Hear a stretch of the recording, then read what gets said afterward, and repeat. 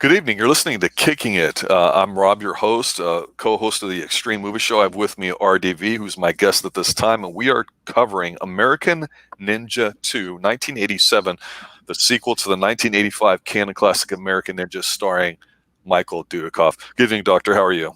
I'm doing great, and I gotta say, I am pumped because after watching this movie, the music, everything, dude, all I gotta say is Ninja. Yeah, obviously on Kicking It or more popular channels, we like to cover ninja movies, and we covered the first one, American Ninja 1, and thought it was just great stuff. What did you think about this one? This one is great, and I pop for Dudikoff. Dudikoff, for being as silly and dokey and kind of hokey as he is, the dude can fight. And like I said, he's got that pretty boy look, and this whole movie, I'm trying to remember which one it was because I watched when I was younger, I watched all of them in a row. So it was like, right. At Avenging Force and all this stuff, I was like, okay, what is this one again? Like, oh, yeah, this is okay. And I forgot about the little kid in this. Yes. There's always a little kid. Well, so anybody that knows anything about 80s movies or just loves 80s movies in general, this is a real treat because it's a popcorn ninja film. And by that, I mean the ninja craze is full on. We're probably peak ninja craze here in mid to late 80s. Obviously, we've talked about Chuck Norris films and ninjas in there. We've talked about the other movie here. And the whole thing about 80s is that there's a certain methodology to these types of movies. And here, this is like a good buddy type movie because his partner in here is really cool. So what it is these characters, they're Army Rangers. They get called into some Marines. It's supposed to be some island in around Cuba or somewhere near the Bahamas. Of course, it was shot in South Africa and also off the coast of India. There's a small little island. I looked it up because it's kind of an interesting film where it's shot super low budget, even compared to the first one. They chopped it and hell. It made money, not as much as the first one, but it's not bad. But here's the thing. Like any type of 80s movies, it's so great. It opens, and within 5 minutes, you're in an exotic location. You're seeing beautiful women walk around in bikinis. You see the guys talking about all this and that. But then all of a sudden, you're drawn into some big mystery detective type thing with your bro. And then you've got people that don't like you. And all of a sudden, you're in the fist fights. And there's no less than 3 fights. And I think the complete total is 4 or 5 at a particular bar in here. It's just insane. There's a fight about every 5 to 10 minutes in here. It has the greatest motorcycle skidding scene of all time. By that, I should say not the motorcycle skidding, but somebody holding onto a rope behind it while they're being chased. The stunts are incredible. The fight scenes are, at least you can see them. They're not maybe as good as the first one, so they've got that 80s flavor to them where it's definitely rehearsed, but they're okay. But my God, ninja everywhere, more and more ninja. I think there's the ninja density level in this film is higher than I think any ninja movie I've ever seen. I mean, those are the things that immediately pop off to mind of why somebody should see it. What about you, Doctor? Well, if you watched Riverdale, you got Betty's dad here, an actor known as Larry Poindexter. He plays Sergeant Charlie, and Charlie McDonald, and he's there like their escort. Him and 2 other guys pick him up. And like at the airport, and they're expecting 2 Marines, but they get the 2 Army guys. They're like, well, why did they send 2 Army? He's like, well, we're Ranger.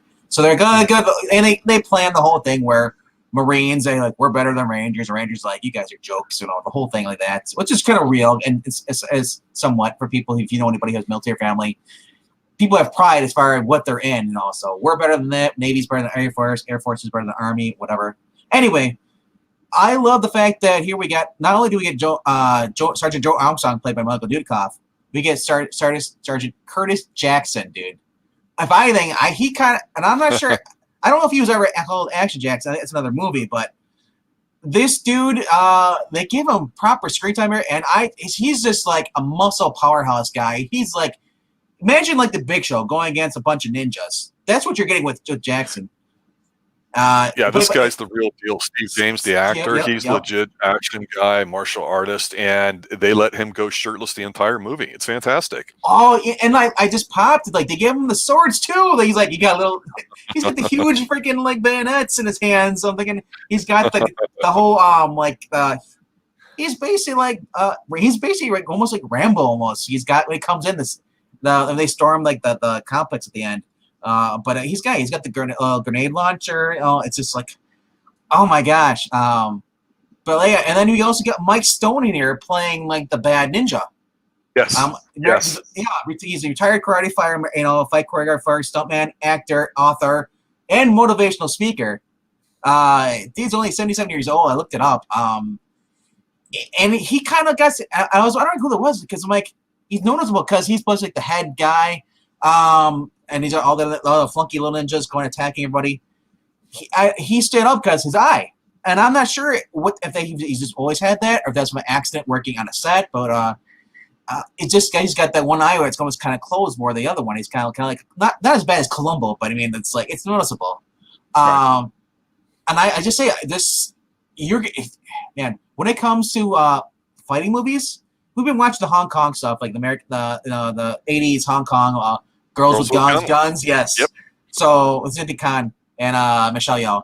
Now doing this, I'm like, wow, for being like an American film, I was like, wow, they're actually coming all out. He's doing the kicks, he's doing the punches. The only thing I would have to complain about this was so freaking PG because whenever they stab somebody, you never saw the blood come off, even when he cut him with the sword.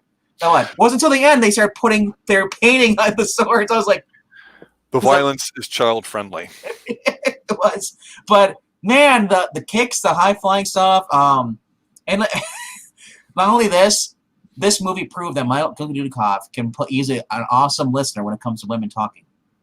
It's just intense, just like, sure.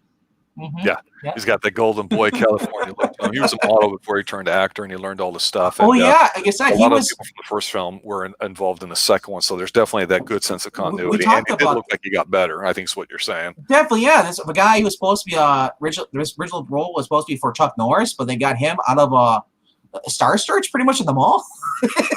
That's how it was back in the 80s. Tiffany, everybody was in the mall before they got big. Yeah. Yeah. So I popped. I mean, this guy, like I said. He's always been kind of like, he's kind of the butt of the joke where Jean-Claude Van Damme was supposed to be more serious and like so was Chuck Norris. Chuck Norris being the most serious at the top, and then it goes down ranks. But Dudikoff was known all the way through the 90s too. He was kind of like, hey, what's going on? I'm the California buddy guy. He's like from Charles in Charge. He was Buddy. Well, for those that actually care about the plot in here, basically these guys show up. They're at a embassy and they're supposed to help out the army guys because what's going on is army guys are disappearing. It's not that they're getting shit-faced or going AWOL after drinking at the one local bar. They've lost about 4 guys in a period of time. So, of course, we know early on watching it that these guys are being abducted by the evil ninja guy because the evil ninja guy's been hired by evil boss guy on an island because that's where he has his lair, and he's trying to make super soldiers. So there's a little bit of the super soldier bit. There's a little bit of like I say, bar fights, the detective thing. These guys are figuring out. There's the not trusting some of the guys that are supposed to be helping and working with them. So it's definitely, I think, a slightly more comic than the first one, but it's still enjoyable. It's still worth a watch to me. It's a canon classic that you can't go wrong with this kind of film to me. And it's been a while since I saw it, but when I rewatched it this morning, I went, okay, I can see where somebody's definitely into this. I liked it a lot. And like I said, it felt like one of those movies. Like, hey, this is kind of a joke. Like they're like in the Bahamas or something like that.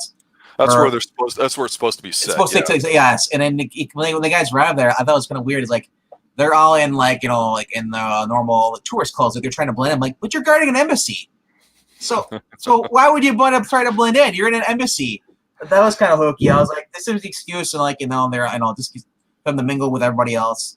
You get Michelle Boats in here, beautiful. She plays the scientist that's basically creating the super ninjas for Gary Conway, and not to be confused with the Marvel writer. He plays Leo the Lion. He's a drug smuggler. He's a guy giving the money. He's like wants to ship $5 million worth of heroin out, and they have to that's their excuse for Sergeant Curtis, Steve James, and the rest of the Marines to go storm the castle. Because if they don't do that, it's all over. He's the guy will have enough money to create a bunch of super ninjas. So of course this leads up to at the end we get Mike Stone's character versus his name's Tojo Ken versus Sergeant Joe Armstrong, Michael Dudikoff. And I loved how when Dudikoff infiltrated this ninja lair, all stuff. It's a secret underground ninja lair. Yes. He had the red sash. I'm like, are you trying to stand up for everybody?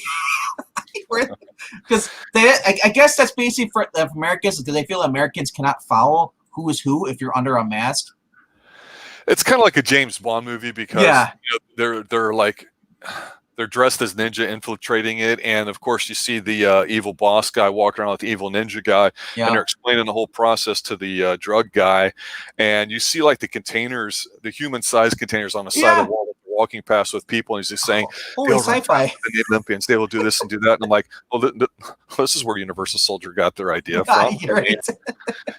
Yeah, overall, I think for me, for my final thoughts, if you love 80s action films, go see this. Watch the first one. We've covered that already on Kicking It earlier this year.